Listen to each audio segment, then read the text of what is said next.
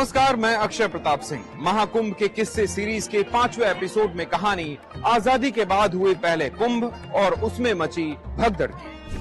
साल 1954 में प्रयागराज में आजाद भारत का पहला कुंभ लगा।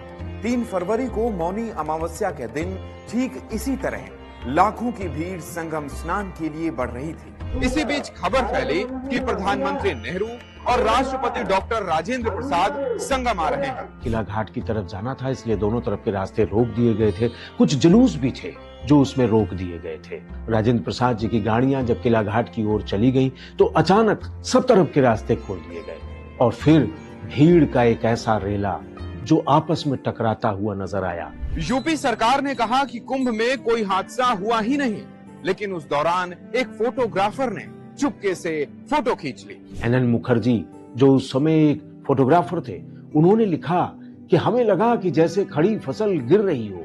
जो गिरा वो उठ नहीं पाया, जो उठा भी तो भाग नहीं पाया, जो भागा वो पास में ही मौजूद एक पानी भरे गड्ढे में गिर गया। 65 साल बाद 2019 में पीएम मोदी ने इसके लिए जवाहरलाल नेहरू को जिम्मेदार ठहराया। पंडित नेहरू जब आए थे, अव्यवस्था के कारण यहाँ भगदड़ मच गई थी कुंभ के मेले में। ये आजाद भारत का पहला कुंभ था, लिहाजा सरकार ने कई तरह की व्यवस्थाएं की।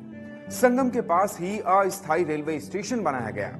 पहली बार कुंभ में बिजली के खंभे लगे और 9 स्थायी अस्पताल खोले गए। गांधीवादी लेखक PV राजगोपाल अपनी किताब मैं नेहरू का साया था में लिखते हैं, मौनी अमावस्या के दिन नेहरू अपने परिवार के साथ संगम। पूरा वीडियो देखने के लिए डाउनलोड करें दैनिक भास्कर ऐप।